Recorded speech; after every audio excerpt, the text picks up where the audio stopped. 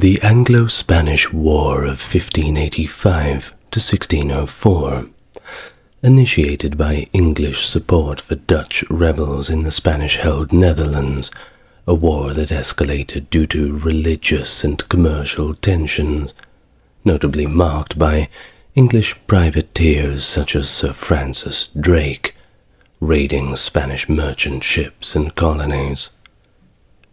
A significant turning point in the war was the 1588 launch of the Spanish Armada, which sought to invade England, but was disastrously defeated by the smaller but more maneuverable English ships, with a little help from unexpected weather.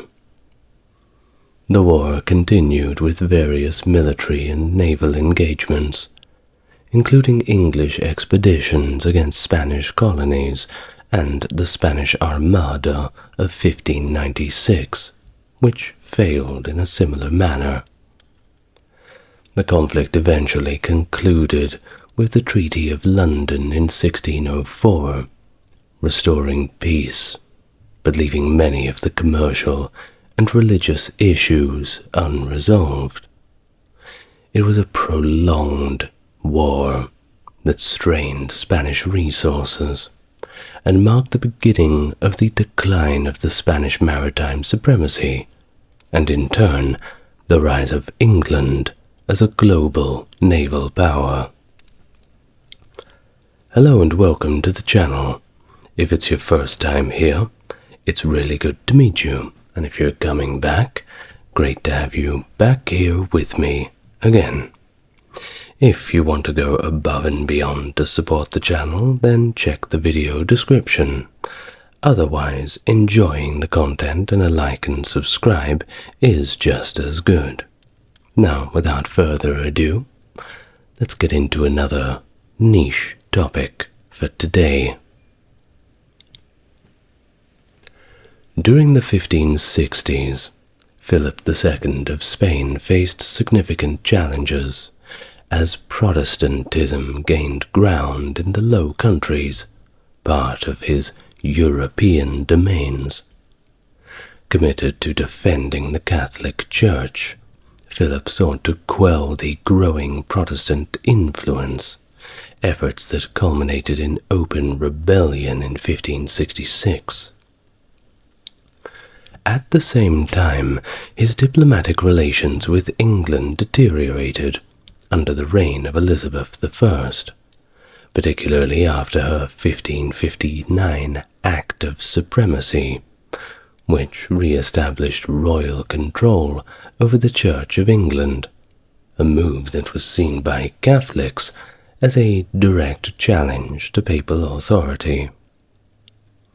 This act not only revived policies first implemented by her father, Henry VIII, but it also reversed the Catholic orientation of her sister Mary I, who was also Philip's wife. This was a situation further aggravated by calls from prominent English Protestants for support of the Dutch rebels against Spanish rule, amidst a backdrop of religious strife in France, where Catholics and Protestants supported opposing factions, and were generally at each other's throats for most of the time. This period of religious and political turmoil was of course compounded by commercial disputes, notably the activities of English sailors such as Sir John Hawkins, whose ventures into the West Indies beginning in 1562 were deemed by Spain as smuggling. These tensions escalated when a Spanish fleet attacked Hawkins and Sir Francis Drake during their slaving expedition in 1568 at the Battle of San Juan de Ulloa near Veracruz, New Spain, resulting in significant losses for the English. The souring relations between England and Spain continued to worsen in 1569, when the English detained several Spanish treasure ships intended to support Spanish forces in the Netherlands. In response, Drake and Hawkins intensified their privateering efforts, challenging the Spanish monopoly on Atlantic trade. Between 1577 and 1580, Drake embarked on a privateering voyage that included the circumnavigation of the globe, pretty impressive, during which he also had the free time to plunder Spanish colonial ports and capture numerous ships, including the treasure-laden galleon Nuestra Señora de la Concepción. News of these exploits, once they reached Europe, further strained the diplomatic ties between Elizabeth and Philip II. Following the Portuguese succession crisis of 1580, England had sided with Antonio, Prior of Crato, offering him support in his claim to the Portuguese throne against Philip II of Spain. In retaliation, Philip began backing the Catholic rebellion in Ireland, aiming to undermine Elizabeth's Protestant reforms. Both monarchs' efforts to meddle in foreign affairs, however, eventually faltered. In 1584, Philip sought to strengthen his position by signing the Treaty of Joinville with the Catholic League of France, committing to suppress the Protestant Huguenots in the French Wars of Religion. Full video on that already for those who are interested. Meanwhile, the political landscape in the Spanish Netherlands was becoming increasingly volatile. England, albeit covertly, had been supporting the Dutch Protestant United Provinces in their struggle for independence from Spanish rule. The assassination of the Prince of Orange in 1584 only deepened this crisis, leaving a significant leadership void and heightening the sense of vulnerability among the Dutch.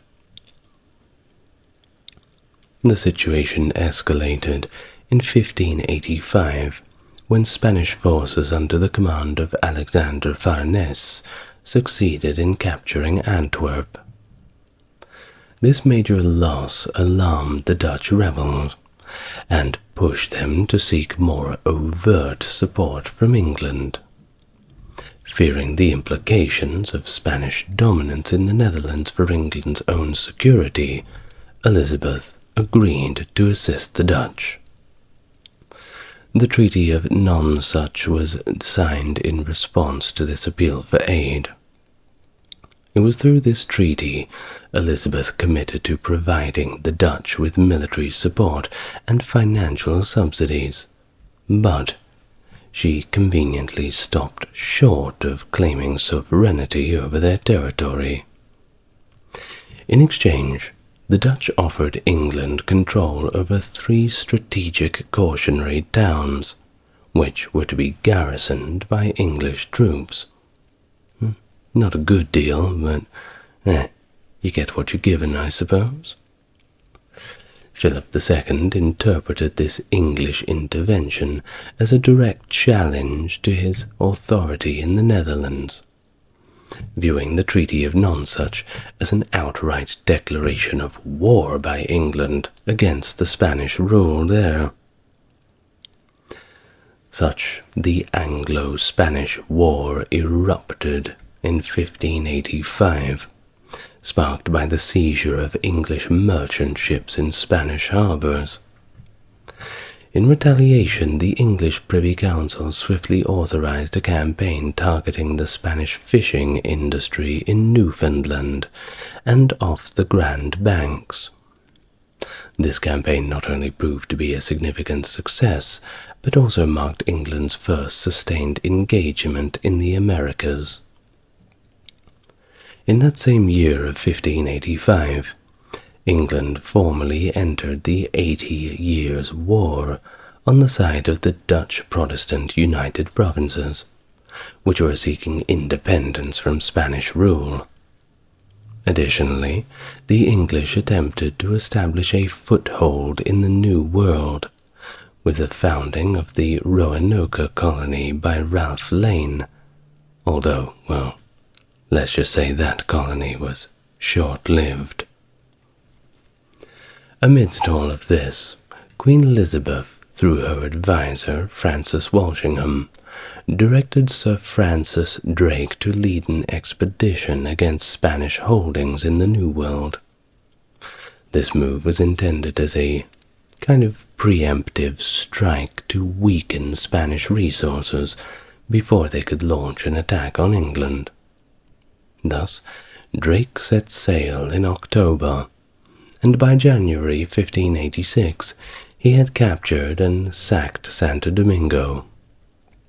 His campaign continued with the sacking of Cartagena de Indias in February and a raid on St. Augustine in Florida in May. Upon Drake's return to England, he was basically Queen Elizabeth's golden boy and celebrated as a national hero. There's a reason why he's Sir Francis Drake and not just Francis Drake. Well, conversely, these actions in Spain were a lot less popular. They further motivated King Philip to consider a full-scale invasion of England. Meanwhile, Thomas Cavendish embarked on his own maritime venture in July of 1586 with 3 ships, aiming to disrupt Spanish interests in South America. Cavendish's expedition was notably destructive. He raided 3 Spanish settlements and captured or destroyed 13 ships, including the Santa Ana, a treasure galleon carrying a vast haul that became the richest prize ever captured by the English. Not bad for a day's work, that's for sure. Cavendish's successful circumnavigation of the globe, which he completed in September of 1588, added to the era's dramatic episodes of maritime adventures and conflict, showing the escalating tensions and hostility, but also that spirit of the pioneers during this period. Well, Robert Dudley in that same year, 1585, was dispatched to the United Provinces with a dignitary party and subsequently accepted the offered governorship. This move incited the fury of Queen Elizabeth I, who had explicitly stated she did not desire any sovereignty over the Dutch. Well, at the time, an English mercenary army had been engaged in the conflict from the onset, under the seasoned leadership of Sir John Norreys.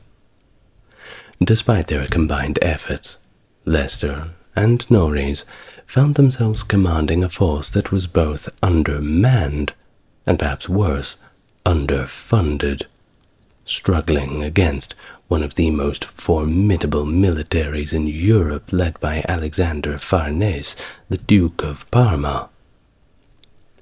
The situation got even worse during the frighteningly named Siege of Grave the following year, when Dudley attempted to relieve the town.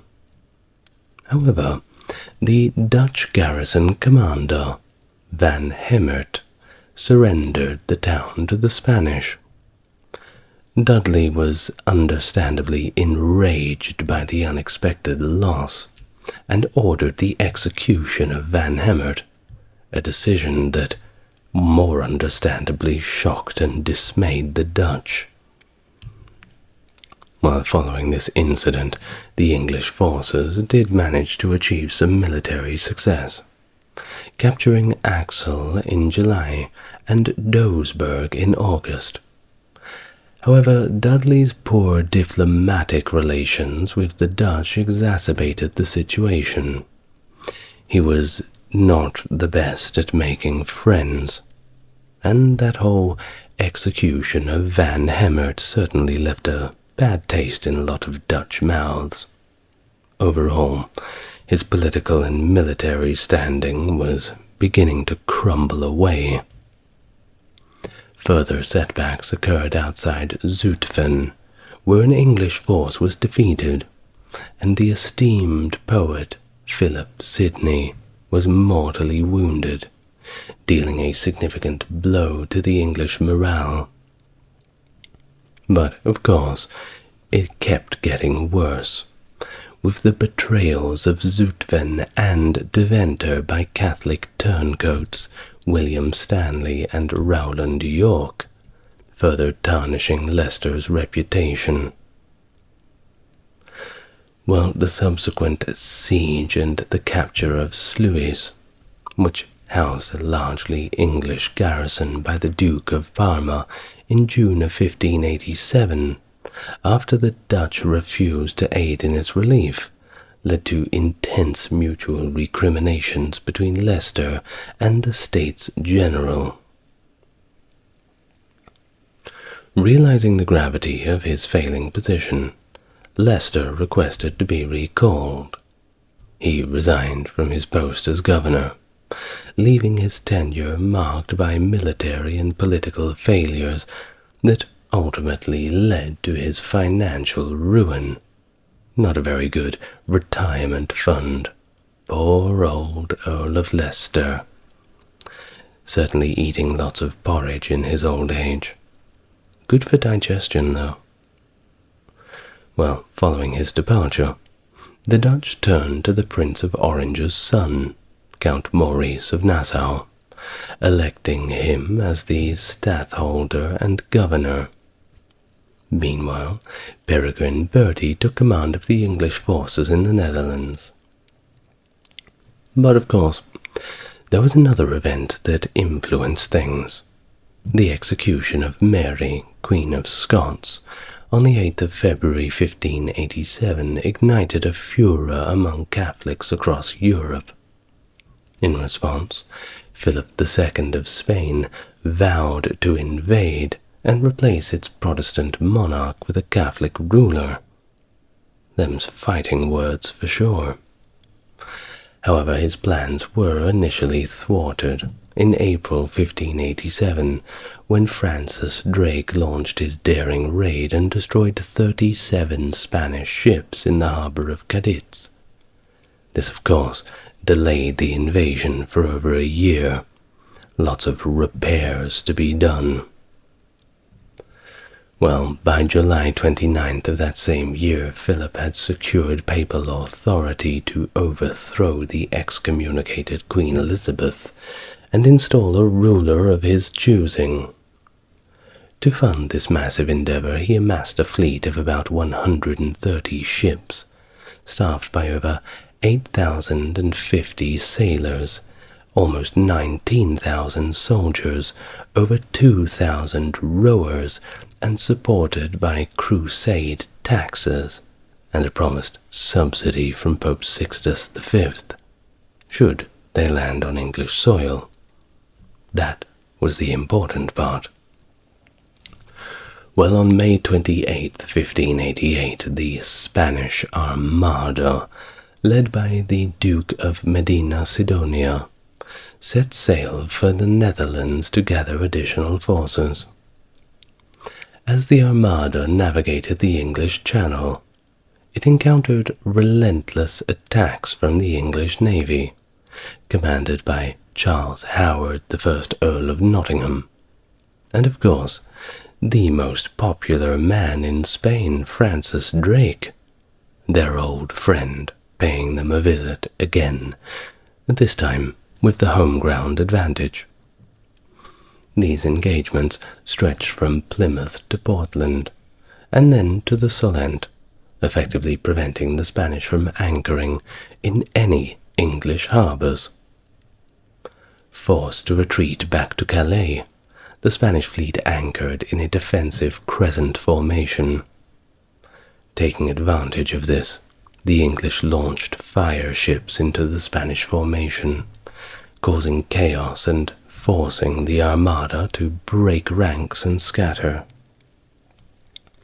The subsequent Battle of Gravelines saw the English navy inflict significant damage, compelling the Armada to flee north into stormy seas around Scotland.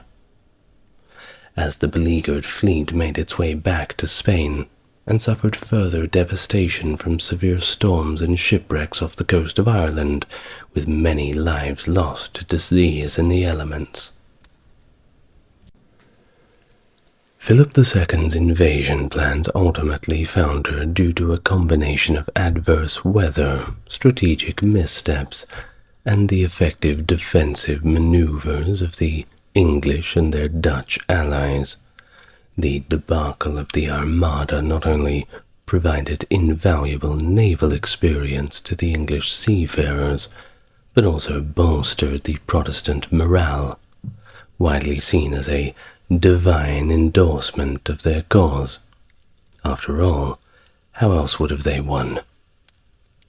Well, in the next year, 1589, under command of good old Francis Drake again, and his friend John Norris, an English counter-armada was prepared with three primary objectives: to destroy the damaged Spanish Atlantic fleet being repaired in northern Spain, to incite a rebellion in Lisbon, Portugal, and install Dom Antonio as king, and of course to seize the Azores for a permanent base to intercept the Spanish treasure fleet. The treasure was the important part. However, the mission deviated significantly from its initial goals, largely because it operated as a joint stock company. Drake, with investors to satisfy, prioritized plunder over strategic military objectives because, of course, you have to keep the shareholders happy. Ooh, I can hardly say it. Well, he initiated the campaign with a surprise attack on Coruña on May the 4th, capturing the lower town and seizing several merchant ships. Despite a modest victory at Puente del Burgo by Norris, the English were repelled with heavy losses when they assaulted the citadel, and some of their ships were captured by the Spanish naval forces, and I'm sure the shareholders will not like that. While failing to secure Coruña, the fleet then set sail for Lisbon, landing on May the 26th. Poor organization, a lack of siege weaponry, and starvation hindered their efforts, and the anticipated uprising by the Portuguese supporters of Crato did not occur. Well, with Portuguese and Spanish reinforcements arriving, the English were forced to retreat, suffering severe losses from disease and starvation as they headed further north. During their retreat, Drake sacked Vigo, and another contingent led by William Fenner, who had been separated during a storm, temporarily took Porto Santo in the Madeira archipelago to resupply. Drake also attempted to reach the Azores, but was thwarted by adverse winds. Facing escalating illness and mortality among his crew, he ultimately abandoned the mission, returning to Plymouth under constant harassment from Captain Diego de Aramburu's squadron. The expedition thus failed to achieve any of its intended objectives, and missed a critical chance to deliver a decisive blow to the weakened Spanish navy. A failure that not only resulted in substantial financial losses for England, but also represented a significant embarrassment, seldom acknowledged even in contemporary accounts. The next year, Philip II capitalized on this missed opportunity by revitalizing his navy. dispatching 37 ships with around 6,500 men to Brittany to establish a strategic base on the Blavet River. Despite significant mobilization by the English and the Dutch in subsequent years, they were unable to disrupt the Spanish control over their lucrative overseas routes, allowing Spain to maintain its dominance in Europe for several more decades. But following the defeat of the Spanish Armada, the Duke of Parma's invasion force was stood down. In the autumn, Parma moved his troops north towards Bergen op Zoom and laid siege to the English-held town with a substantial force. Employing a cunning ruse, the English managed to repel the Spanish, forcing Parma to retreat with heavy losses, a victory that significantly boosted both Dutch and English morale. In 1590, an Anglo-Dutch force under Maurice of Nassau and Sir Francis Vere, respectively, launched a campaign to capture Breda. In a notable operation, a small assault force concealed in a peat barge executed a surprise attack that led to the successful capture of the city. This victory was particularly significant, as Spanish forces were heavily committed in France supporting the Catholic League and in the Low Countries. This diversion allowed Maurice to initiate what would be known as the 10 glorious years of gradual Dutch reconquest. The retaking of Zutphen and Deventer soon followed, restoring English prestige that had been tarnished by earlier betrayals. A decisive victory over the Spanish at Nodensburg in 1591 further bolstered a new confidence in the Anglo-Dutch army, which by then comprised nearly half of the Dutch forces. The momentum continued, with the recapture of several key towns, including Hulst, Nijmegen, Steenbroek, and Coevorden, over the next 2 years. In 1593, a Spanish attempt to recapture Coevorden was thwarted when Anglo-Dutch forces under Maurice and Vere successfully relieved the town in the spring of 1594. The capture of Groningen in the summer of that year forced the Spanish out of the northern provinces, leading to the full restoration of the 7 provinces. With these successes, a very happy Queen Elizabeth renewed the treaty with the Dutch states in 1595, maintaining the English troop presence at about 4,000, financed by the Dutch with the Crown's expenses to be repaid in installments until peace was concluded. However, the campaign faced setbacks in 1595, when Maurice failed to prevent the fall of Huy, and later attempts to capture Grol and Rheinberg were thwarted by Spanish forces under the veteran Cristobal de Mondragon. The withdrawal of English and Scottish troops for an expedition to Cádiz temporarily weakened Maurice's campaign efforts, allowing the Spanish to recapture Hulst and leading to a prolonged stalemate. By 1597, Spanish fiscal difficulties and distractions in France provided an opening. The Anglo-Dutch forces achieved a significant victory at the Battle of Turnhout, where a Spanish force was surprised and routed. Capitalizing on the Spanish preoccupation with the siege of Amiens in France, Maurice launched a successful summer offensive, capturing Rheinberg, Grunlo, and several other key cities. This series of victories enabled the recapture of most of the 7 northern provinces of the Netherlands, establishing a formidable barrier along the Rhine River and solidifying Dutch control over their territory.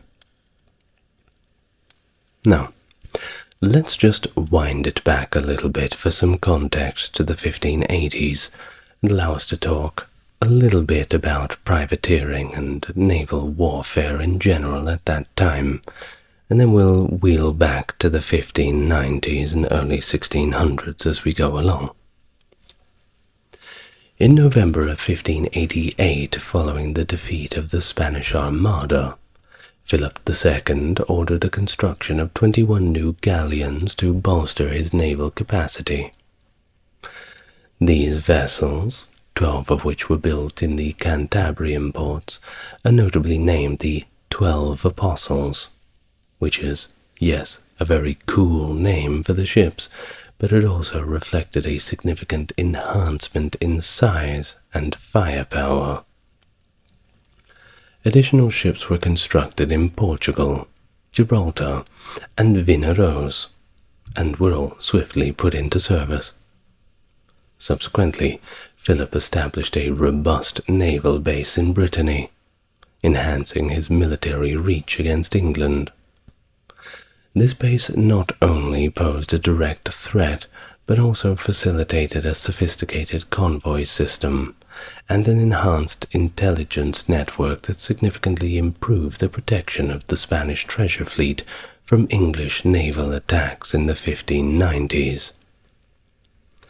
One of the notable confrontations during this period occurred near the Azores in 1591, where an English squadron led by Effingham was repulsed, and the English flagship, HMS Revenge, was captured by the Spanish after fierce resistance by its captain, Sir Richard Grenville.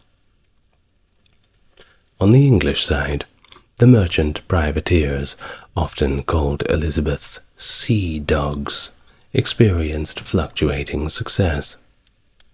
In the 3 years following the Armada's defeat, these privateers captured over 300 Spanish prizes, amassing declared spoils of war worth more than £400,000 of the day's money. Notable figures such as the Earl of Cumberland and Sir Walter Raleigh backed or even led these profitable expeditions. For instance, Cumberland's ventures included the profitable Azores voyage in 1589, and alongside Raleigh and Martin Frobisher, he participated in one of the war's most lucrative naval expeditions off Flores Island in 1592. During this expedition, the English fleet captured the large Portuguese carrack Madre de Dios, yielding treasures nearly half the size of England's annual royal revenue, providing Elizabeth with a 20-fold return on her investment. The success of these raids ignited enthusiasm among the English for such profitable endeavors. Raleigh's own expedition in 1595 to explore the Orinoco River aimed at finding the mythical city of El Dorado, and although the expedition plundered the Spanish settlement of Trinidad, the wealth that Raleigh reported was exaggerated. This period also saw the Preston Somers expedition, which achieved the daring capture of Caracas through an overland assault.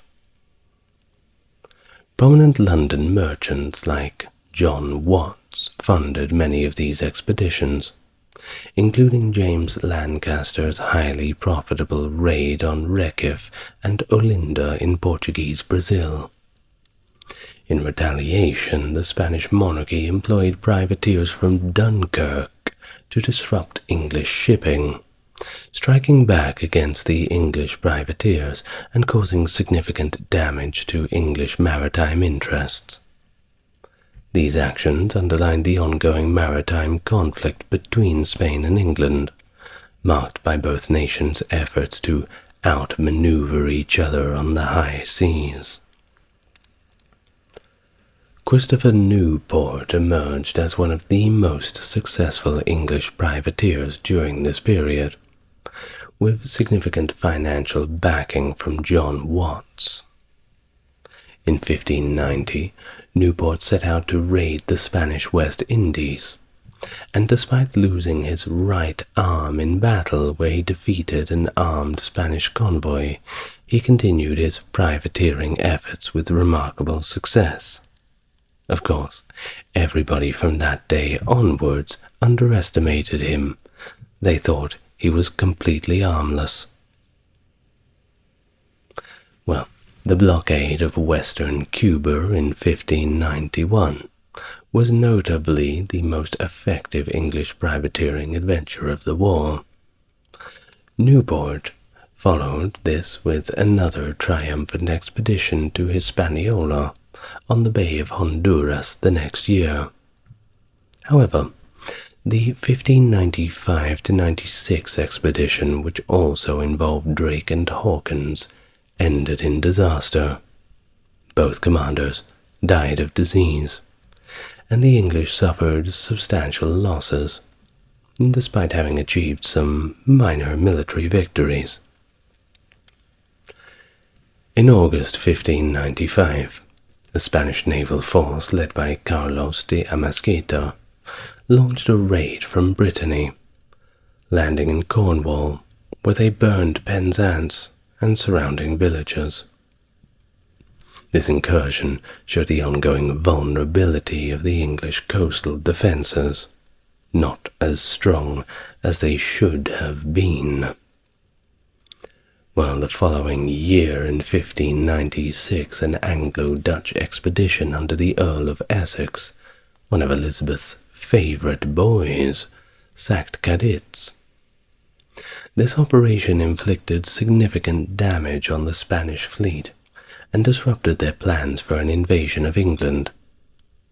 Although the treasure ships were destroyed by the Spanish to prevent capture, the sack of Cádiz was hailed as a major English victory, enhancing Essex's reputation to rival even that of Queen Elizabeth herself. Despite these notable actions, the English crown struggled with the profitability of such naval expeditions. The 1597 Islands voyage, led by Essex, aimed to destroy the Spanish fleet and intercept a treasure fleet at the Azores, but ended in a costly failure. Essex, of course, faced severe criticism from Queen Elizabeth upon his return for not protecting the English coast. Talk about being called into the principal's office. Well, the Anglo-Spanish War also placed a heavy strain on the English treasury, of course. Yet it proved lucrative for many of those English privateers. Certainly easy to slip a few doubloons into your pockets. Notable expeditions continued, however, including Cumberland's successful capture of San Juan in 1598, and attacks on Spanish settlements and ships by privateers like Newport, William Parker, and Christopher Cleves through the end of the war. Just days before the peace treaty of 1604, the Spanish admiral Antonio de Oquendo captured an English privateer in the Gulf of Cádiz, marking one of the last naval engagements of the conflict. Well, throughout the war, the English corsairs significantly disrupted Spanish and Portuguese merchant activities, capturing nearly 1,000 Spanish prizes by the war's end. But despite this, the Spanish managed to protect their vital treasure fleets through an effective convoy system. The war inadvertently fostered a shift in commercial maritime activities, with much Spanish and Portuguese trade carried out on Dutch and English ships, intensifying competition and altering the dynamics of European maritime commerce. In the winter of 1598–99, Spanish forces under Francisco Mendoza retook Rheinberg and Moers during a campaign that highlighted the ongoing Spanish effort to maintain control in the region. However, Mendoza's subsequent attempt to capture Bommelerwaard was thwarted by Dutch and English forces, led by Maurice of Nassau. The failure at Zaltbommel not only led to Mendoza's retreat, but also triggered chaos within the Spanish ranks, including mutinies and desertions. In response to the disarray within the Spanish army, the Dutch Senate, led by Johan van Oldenbarnevelt, decided to shift the focal point of the war to Catholic-dominated Flanders in 1599. Despite English tensions between Maurice and van Oldenbarnevelt, a sizable contingent of the English army, under Francis Vere, joined the Dutch campaign. Using Ostend as their base, which was still under Dutch control, their strategic goal was to capture the privateer stronghold of Dunkirk. In 1600, the Anglo-Dutch forces advanced towards Dunkirk and achieved a rare pitched battle victory against the Spanish Tercio-led army at the Battle of Newport, with the English playing a significant role.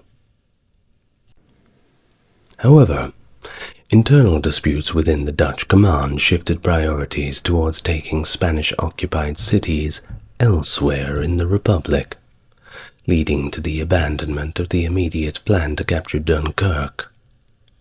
Maurice's forces withdrew, leaving Vere the command at Ostend in anticipation of a Spanish siege.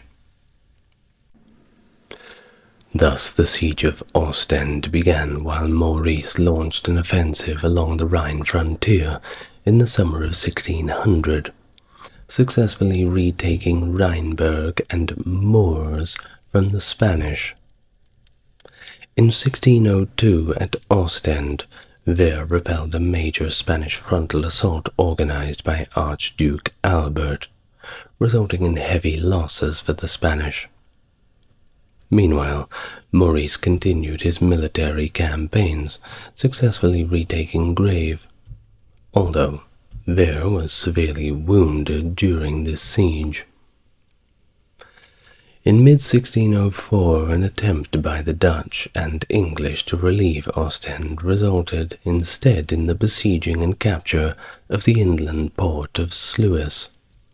Shortly afterwards, the garrison at Ostend capitulated after nearly 4 years of siege, marking a costly Pyrrhic victory for the Spanish, who suffered significant losses.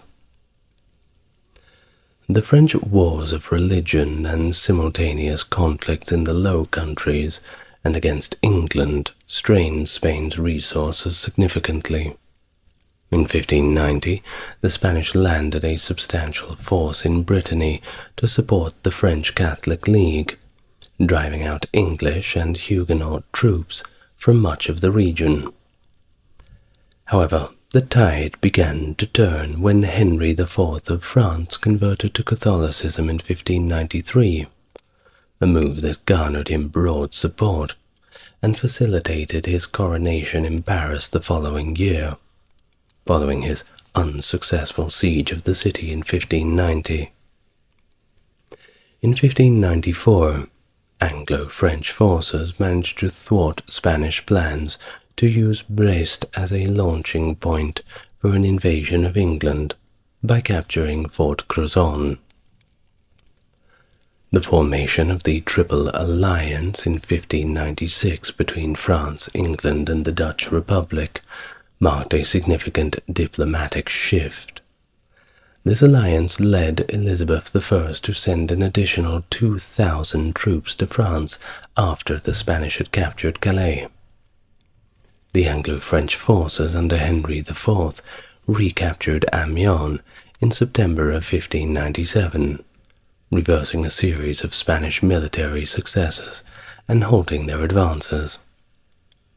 Initial peace talks had begun even before the recapture of Amiens, and the French Catholic League's support was waning as Henry IV consolidated power following his conversion and subsequent military victories.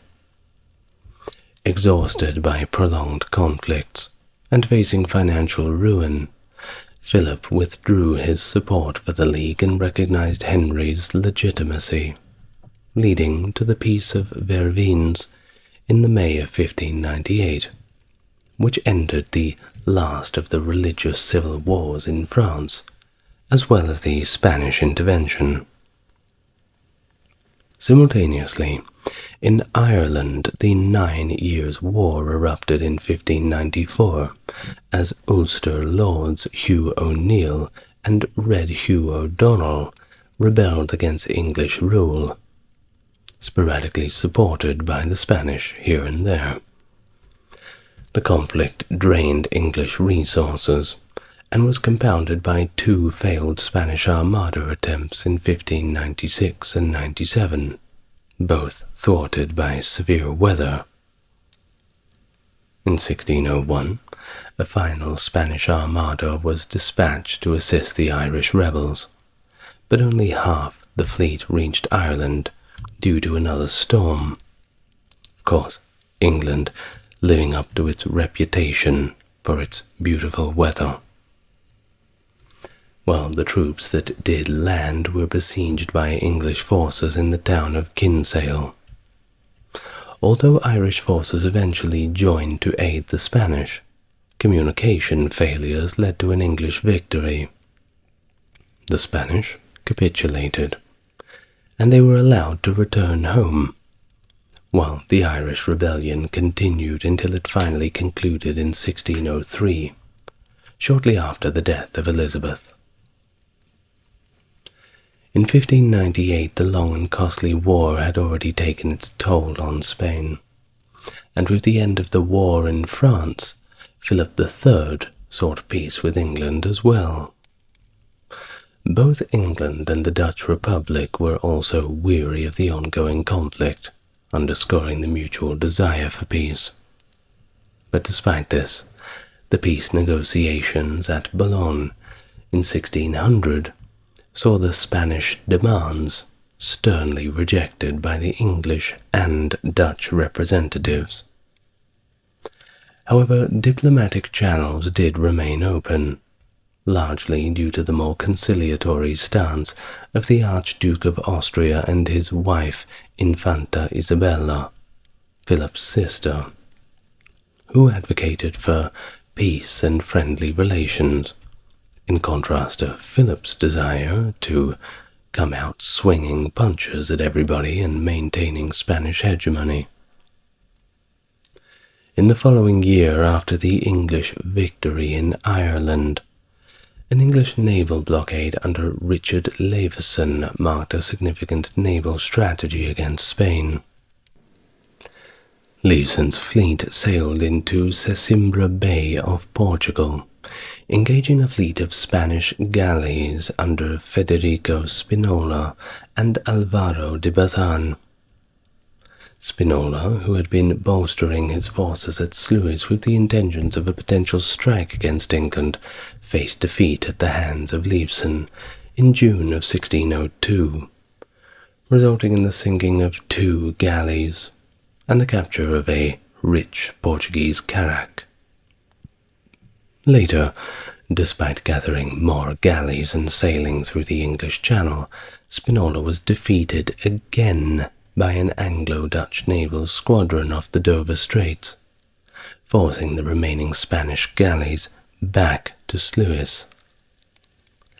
These naval defeats effectively halted further Spanish naval operations against England for the duration of the war, shifting Spain's focus away from an invasion of England to the ongoing siege of Ostend.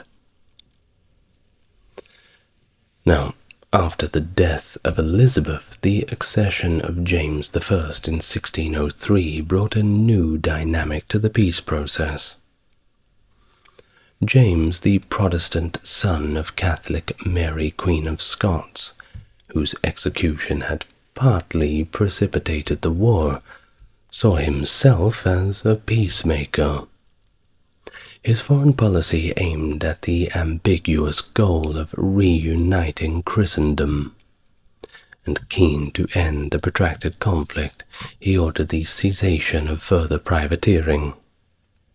In response, Philip III sent a Spanish-Flemish commission led by Juan de Tassis to London to negotiate the end of the war. After nearly a year of deliberations, peace was finally concluded on the 28th of August 1604 at Somerset House in Westminster. The treaty allowed for the continuation of military actions at Ostend and Sluis until the end of those campaigns, marking a pragmatic approach to winding down the war. This peace treaty not only ended the long-standing conflict between Spain and England, but also reflected a significant shift in European diplomatic relations at the start of the 17th century. The Treaty of London in 1604 marked a significant turning point in European diplomacy, restoring the status quo between Spain and England and concluding a long and exhaustive conflict. The treaty's terms were favorable to both nations, reflecting mutual necessities and strategic interests. No one at this point was trying to take from the other's pocket, as both of their pockets were pretty empty. Everybody just wanted to go home. I can understand that. Can't you? Well, for Spain, the treaty solidified its position as a dominant world power, successfully protecting its New World colonies and its treasure fleets, and they needed to get back a little bit of treasure at this point. This was largely due to improvements Spain had made to its convoy system, which significantly enhanced its abilities to defend against privateer attacks. The treaty also allowed Spain to refocus its military efforts on the Dutch rebellion, although it did not require England to completely abandon their support for the Dutch. However, the ongoing sieges of Ostend and Sluis were permitted to continue, underlining the incomplete nature of the peace, at least with respect to the Low Countries. By 1607, the situation had evolved to an extent that the Spanish were somewhat unable to subdue the Dutch, leading to the 12 years' truce which effectively recognized the independence of the Dutch Republic. Back in England, the treaty was seen as both a diplomatic victory and an economic necessity, given the financial strains caused by years of warfare. Nevertheless, it was actually unpopular among the general public, who felt that James had forsaken the Protestant cause in the Netherlands to appease Spain, which of course damaged his popularity. Yet the treaty did ensure that Protestantism was protected in England, and James firmly resisted Spanish demands for Catholic toleration. Furthermore, the Treaty of Mellifont in 1603 between James I and the Irish rebels, coupled with Spain's commitment not to support the rebels as stipulated in the London Treaty, underscored the broader pacifying agenda of James's foreign policy. The treaty's celebrations in Spain reflected public approval, with large festivities in Valladolid, despite some criticism from the Catholic clergy about Philip III's engagement with the Protestant nation. But despite the peace, the English remained strategically positioned for colonial expansion. The war had indeed diverted resources away from colonial ventures, but the profits from privateering enabled significant investment into new enterprises. The establishment of the London Company, which founded a settlement in Virginia in 1607, and of course the Great East India Company's successful penetration of the Spanish and Portuguese trade monopolies in Asia exemplified England's emerging colonial ambitions.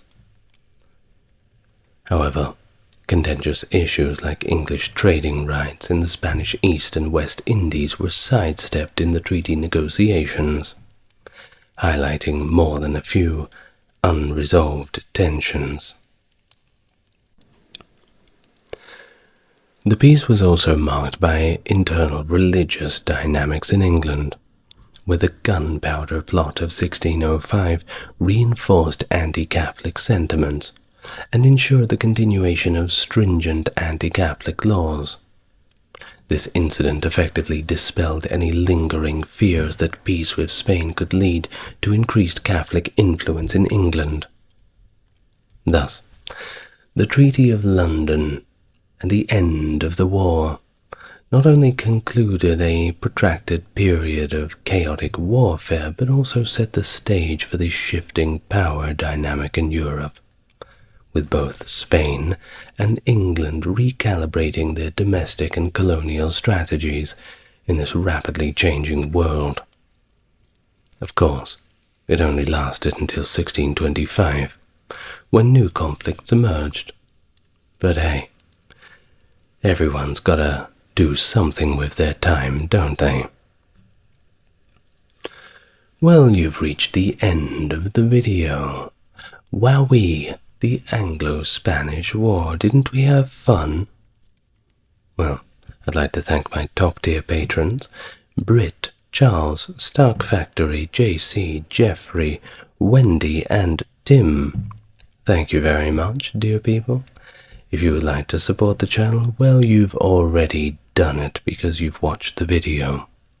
Of course, if you want to do even more, have a look in the description, but if you don't want to do that, just promise me you'll get a good 8 hours sleep, and when you wake up, you'll drink plenty of water.